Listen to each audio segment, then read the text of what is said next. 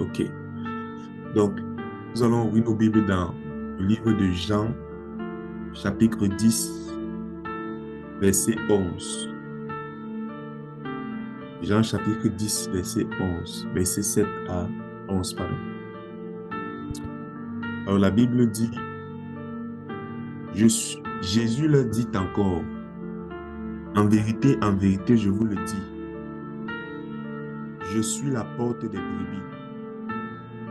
Tous ceux qui sont venus avant moi sont des voleurs et des brigands. Et les brebis ne les ont point écoutés. Je suis la porte. Si quelqu'un entre par moi, il sera sauvé. Il entrera et il sortira et il trouvera des pâturages.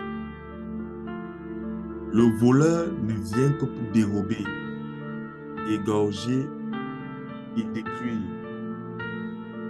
Moi, je suis venu afin que les brebis aient la vie et qu'elles soient dans l'abondance. Je suis le bon berger. Le bon berger donne sa vie pour ses brebis. Alors, le texte que nous venons de lire, pour ceux qui viennent de se connecter, c'est le texte de Jean 10, versets 7 à 11. Jésus dit qu'il est venu afin que les brebis aient la vie.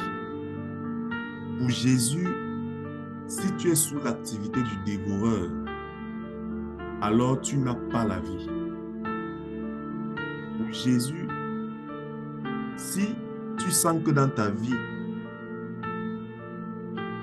tu es dérobé, tu es égorgé, tu es détruit, alors tu manques de vie. Et Jésus lui dit, je suis venu afin que mes brebis aient la vie.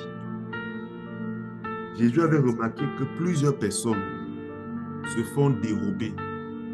Plusieurs personnes souffrent des brigands. La première chose qu'il faut noter déjà, c'est que Jésus dit qu'il est venu pour que ses brebis aient la vie. Une des conditions pour avoir la vie, c'est être une brebis de Jésus-Christ. J'ai bien envie de te poser la question aujourd'hui, est-ce que tu penses que tu es une brebis de Jésus-Christ? Est-ce que tu penses que tu es une brebis de Jésus-Christ? Première question à se poser. Alors, la première activité du dévoreur, la première activité du voleur, pardon, c'est dérober. C'est quoi dérober? Dérober, c'est voler. Dérober, c'est commettre un vol. Dérober, c'est être emporté, c'est une activité où le voleur emporte des choses. Celui qui dérobe ne va pas forcément t'ôter la vie. Dérober, c'est venir de temps en temps prendre ce que tu as travaillé. Celui qui dérobe ne t'empêche pas de travailler. Il te laisse travailler et après, il vient voler le fruit de ton résultat. C'est ça l'activité du dévoreur, du dérobeur. Et quand on voit la vie de plusieurs personnes, beaucoup travaillent, mais ont l'impression que tout ce qu'ils travaillent disparaît. Comme j'ai dit, le dérobeur ne vient pas t'empêcher de continuer à travailler, mais il vient prendre tout ce que tu as fourni comme effort, tout ce que tu as fait comme économie. Le dérobeur vient voler quelque chose que tu as gardé, quelque chose qui est en ta possession. Alors, un cas de l'activité du dérobeur, c'est le cas de la femme à la perte de sang. Dans le livre de Marc 5, versets 25 à 29, la Bible dit, « Or, il y avait une femme atteinte d'une perte de sang depuis 12 ans. Elle avait beaucoup souffert entre les mains de plusieurs médecins. Elle avait dépensé tout ce qu'elle possédait. et elle n'avait éprouvé aucun soulagement, mais était allée plutôt en empirant. Et la Bible dit, ayant entendu parler de Jésus, elle vint dans la foule par derrière et toucha son vêtement, car elle disait, si je puis seulement toucher ses vêtements, je serai guérie. Au même instant, la perte de sang s'arrêta et elle sentit dans son corps qu'elle était guérie de son mal. Voici le cas d'une femme où tout ce qu'elle travaillait allait dans sa santé. La Bible dit qu'elle avait tellement souffert entre les mains de médecins au point où elle avait dépensé tout ce qu'elle possédait.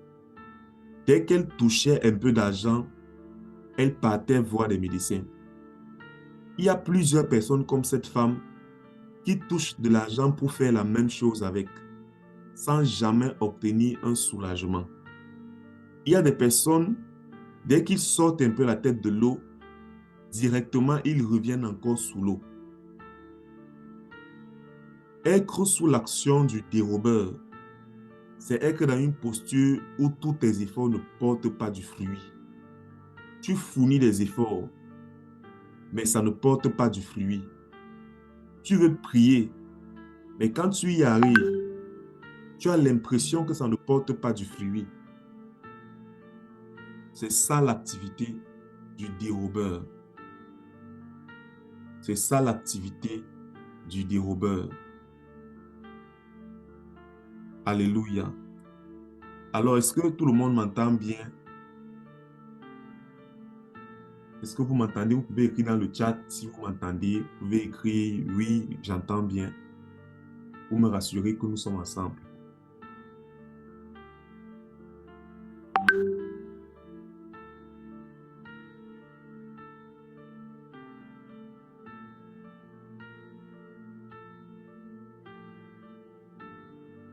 Alléluia. Parfait.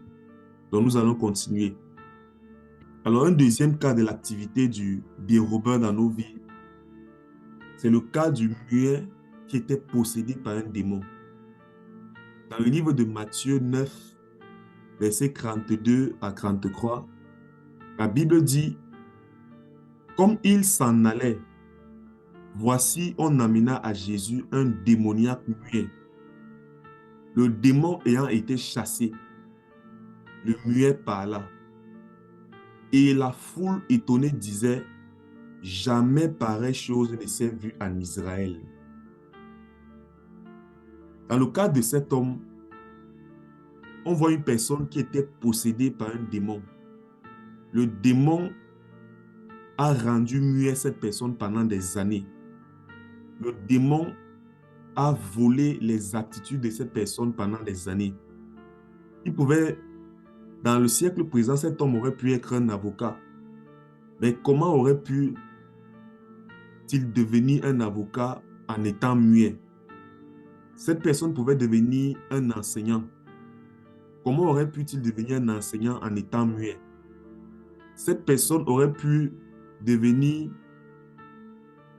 quel autre exemple prendrais-je? Un médecin. Mais comment est-ce qu'il allait devenir médecin en étant muet? Ses capacités étaient affaiblies.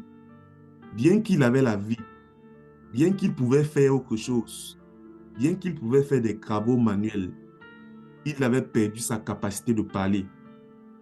Le dérobeur s'est saisi de sa capacité de parler. Le dérobeur ne l'a pas cloué. Il a pris une partie de sa vie. Il a pris une partie de ce qui lui revenait de droit, la capacité de parler. Et il a laissé avec le reste. Ce sont des démons qui agissent dans la vie des gens. Mais ce sont aussi les œuvres de la sorcellerie. Il y a des sorciers, des esprits humains qui travaillent à vous faire tourner en rond et à récolter le fruit de tous vos efforts. Le dérobeur, le voleur, comme ça a été décrit dans le livre de Jean par Jésus-Christ, ce sont des anges, des démons, et ce sont aussi des esprits humains qui travaillent à la sorcellerie. Tu vas longtemps souffrir dans ta vie, mais il faut Mais lorsqu'il faut que tu bénéficies du travail, du fruit de ton travail, tu n'as rien. Ça, c'est une activité du dérobeur dans les vies. Tu éduques ton enfant. Et lorsqu'il faut qu'il s'occupe de toi, te soutienne, il tombe entre les mains d'une personne méchante, d'une femme méchante, qui fait tout pour te séparer de ton enfant. L'activité du dérobeur, elle est semblable à cette activité où tu travailles, tu bâtis, mais tu ne récoltes pas les fruits. Pourquoi? Parce que lorsqu'il faut récolter les fruits, directement, tu te retrouves en train de perdre ce que tu avais travaillé durement pour amasser. Là, c'est la première activité, l'activité du dérobeur. La deuxième activité, c'est l'activité de l'égorgeur. Jésus a dit, le voleur ne vient que pour dérober, égorger et détruire. Deuxième activité, c'est l'activité de l'égorgeur. Alléluia. Égorger. Lorsqu'on parle d'égorger, on pense à sacrifier, on pense à immoler, on pense à tuer, on pense à abattre. Une des différences principales entre dérober et égorger, c'est que le dérobeur vient juste voler ce qu'il voit. Mais l'égorgeur, il vient pour tuer, il vient pour sacrifier, il vient pour abattre. On parle d'égorger lorsqu'on veut offrir un sacrifice. Lorsqu'on voit des animaux, lorsqu'on veut souvent faire des sacrifices, on égorge l'animal parce qu'on a besoin de son sang. Égorger, c'est tout simplement mettre fin à la vie. C'est prendre ta vie en sacrifice. Égorger fait aussi mention du sang qui est versé. L'égorgeur, c'est celui qui prend plaisir à voir ton sang versé. C'est celui qui prend ton sang et t'initie dans des alliances. C'est celui qui fait de toi un sacrifice pour les esprits et les sociétés secrètes. Plusieurs personnes sont victimes de ça. Plusieurs personnes ont été victimes de l'activité de l'égorgeur. Et plusieurs personnes ont été offertes en sacrifice. Avant leur naissance, ta mère ou ton père était allé voir un marabout pour que tu naisses. Ou alors tes parents t'ont consacré depuis le sein de ta mère à des esprits, à des divinités. L'Éternel pouvait dire à son prophète Jérémie, avant que tu ne sois fondé dans le ventre de ta mère, je te connaissais. Je t'avais établi prophète des nations. Il y a plusieurs personnes, pendant qu'ils étaient dans le sein de leur mère, ont été consacrés par leur père, ont été sacrifiés par leur père, par leur mère, ont été consacrés à des esprits. Voilà pourquoi l'égorgeur peut agir dans ta vie, parce que tu as été offert à l'égorgeur en sacrifice. Plusieurs personnes souffrent et ont été offerts en sacrifice à leur naissance. À leur naissance. Bonsoir Karine et bienvenue. Plusieurs personnes souffrent et ont été sacrifiées à leur naissance. Les rites qui sont souvent faits après votre naissance sont pour plusieurs de vos malheurs. Les nombrils offerts en sacrifice. Par exemple, dans certains peuples, à partir du nombril d'un enfant, on fait des pratiques, on déclare des paroles et on dit que partout où cet enfant ira, il va toujours se souvenir de ses ancêtres. Il va toujours se souvenir de son village. Ce sont des sacrifices qu'on fait sans s'en rendre compte. Les activités du dérobeur, plusieurs personnes ont été offertes en sacrifice ou se sont même offerts en sacrifice à cause de leur façon de vivre. Les pactes que tu as tissés, les alliances que tu as tissées avec des gens, les alliances de sang. Certaines personnes ont fait des pactes de sang avec d'autres personnes. Certaines personnes ont fait des alliances par des rapports sexuels. Toutes ces choses ouvrent tes portes, les portes de ta vie à l'activité de celui que je vais appeler l'égorgeur. C'est ainsi que tu peux voir certaines personnes qui ont toujours des couches de nuit. Si tu as fréquemment les couches de nuit, c'est parce qu'il y a des alliances sur ta vie qui donnent une autorisation légale à la personne de venir te chercher. Les esprits de mari et de femme de nuit sont très jaloux. Si tu es porteur d'un tel esprit, soit tu vas rencontrer des difficultés à te marier parce que ton mari ou ta femme de nuit est très jaloux, soit ton mari ou ton futur partenaire va fréquemment tomber malade. Ou bien tu auras constamment les problèmes et après quoi la séparation. Pourquoi? Parce qu'un esprit, des esprits sont attachés à l'alliance qui a été faite. Et automatiquement, lorsque tu veux rompre cette alliance en te mettant en couple avec une autre personne, ça ne réussit pas.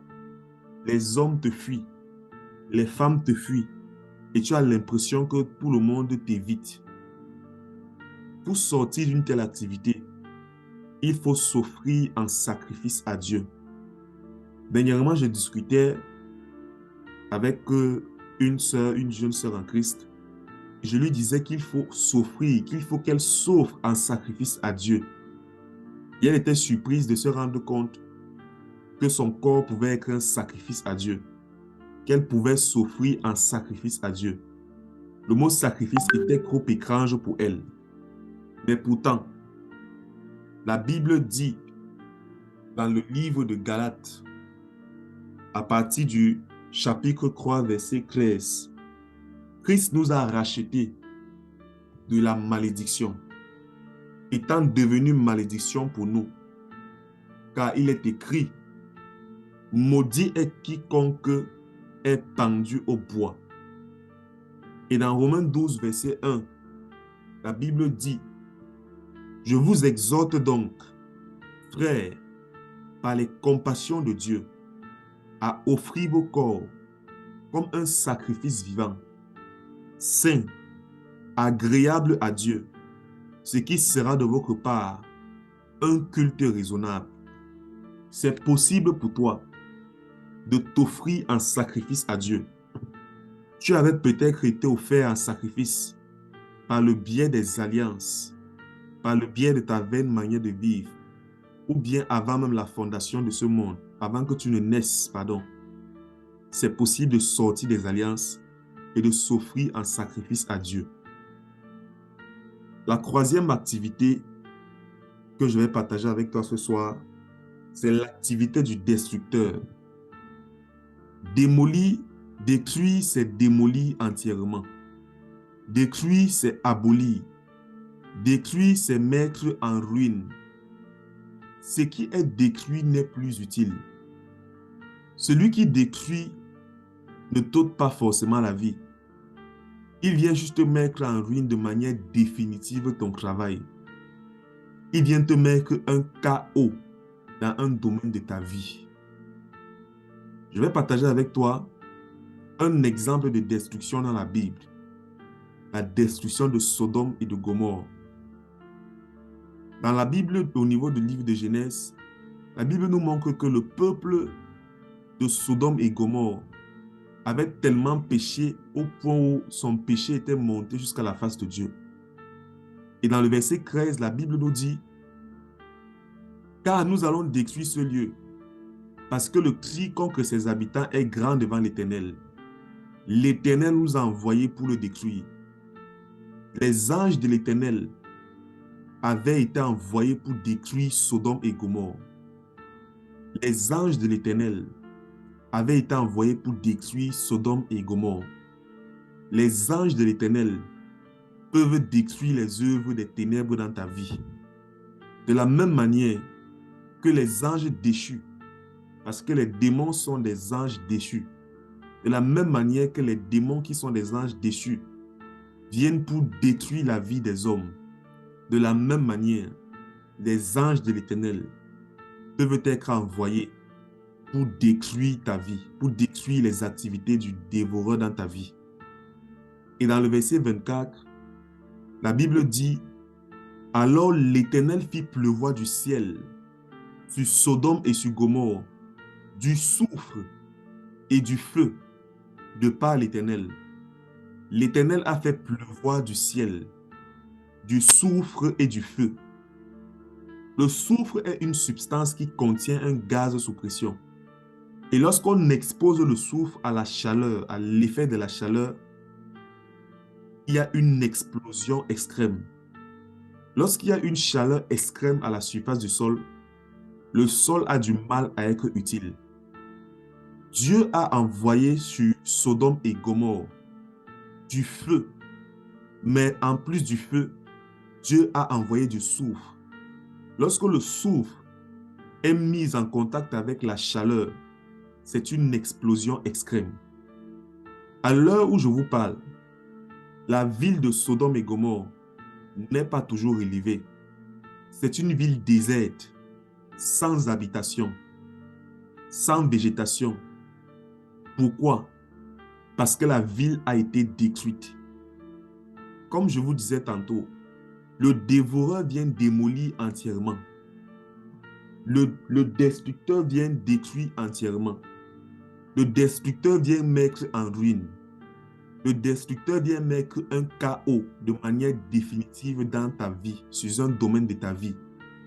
Voilà pourquoi le destructeur veille à ce que dans un domaine, de ta vie, le destructeur veille, à ce que dans un domaine de ta vie, qui est le mot jamais. Il veille à ce que le mot jamais s'applique à un domaine de ta vie. Tu ne vas jamais te marier. Tu ne vas jamais avoir d'enfant. Tu ne vas jamais avoir un emploi stable. Tu ne vas jamais être heureuse. Tu ne vas jamais grandir dans la vie. Tu ne vas jamais.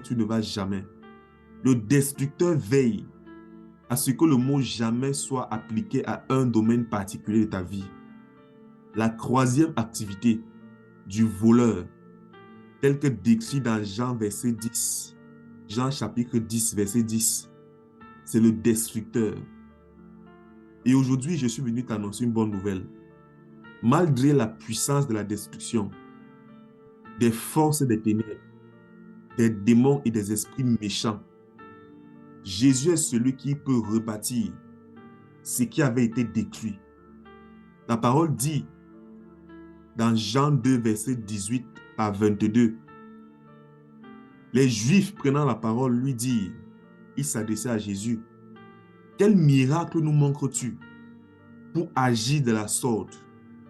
Et Jésus leur répondit, « Détruisez ce temple, et en 3 jours je le relèverai. » Et Jésus leur répondit, « Détruisez ce temple, et en 3 jours je le relèverai. » Les Juifs dirent, « Il a fallu 46 ans pour bâtir ce temple.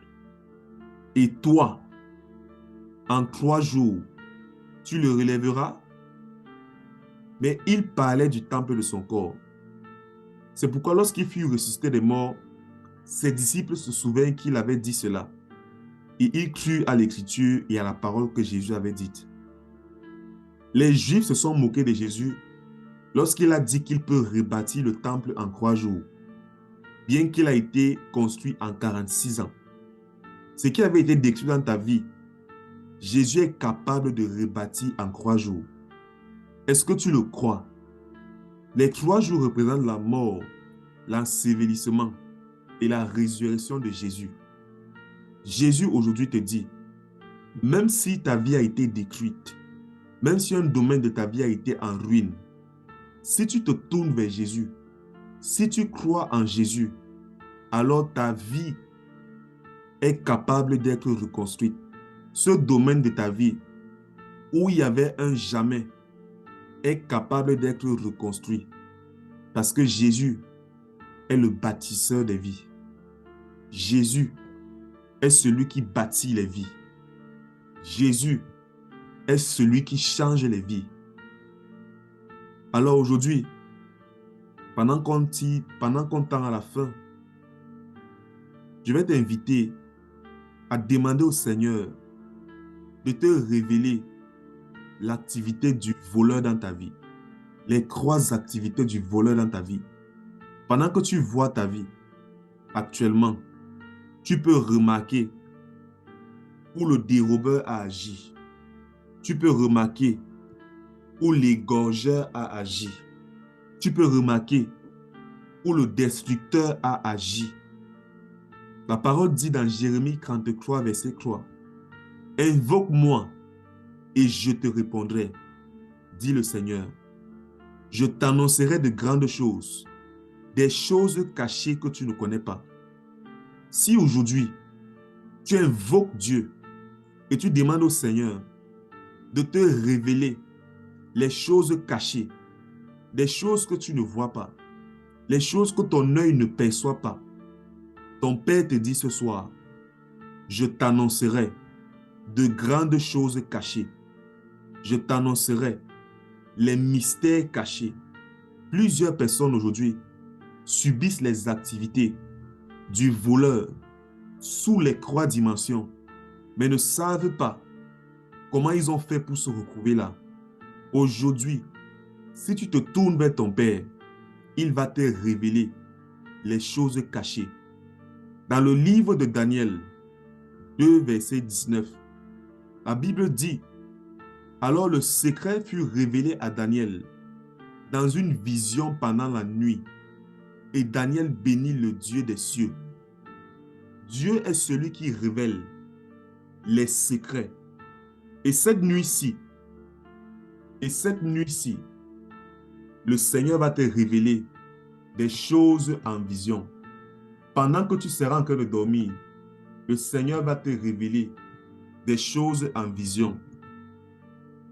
Alléluia. Est-ce que nous sommes ensemble? Si tu m'entends, tu peux écrire dans le chat. Tu peux me faire un commentaire dans le chat. Alléluia. Libraka sondoroba shendeleki. Likandaraba sondoroba shendeleki. Alléluia.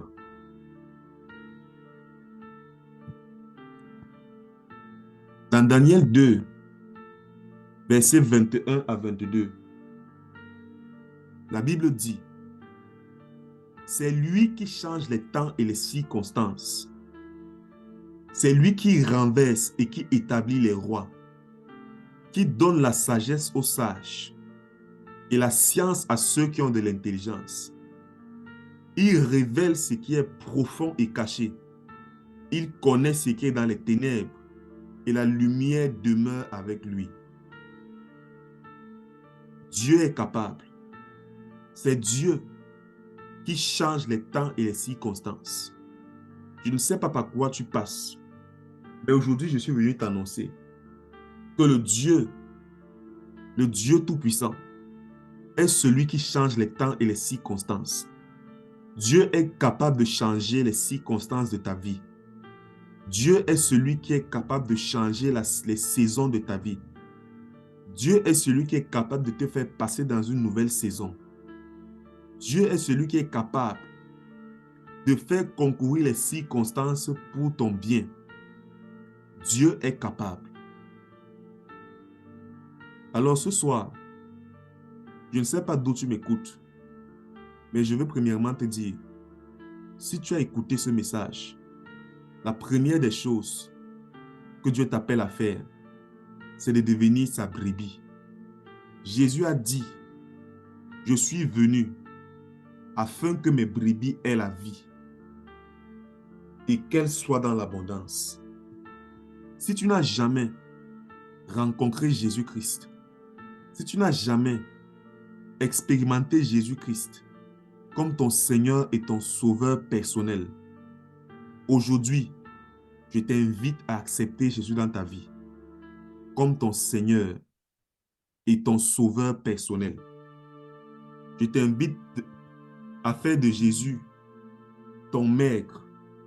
Tu as vécu pendant longtemps comme tu voulais. Maintenant, Jésus t'invite à te tourner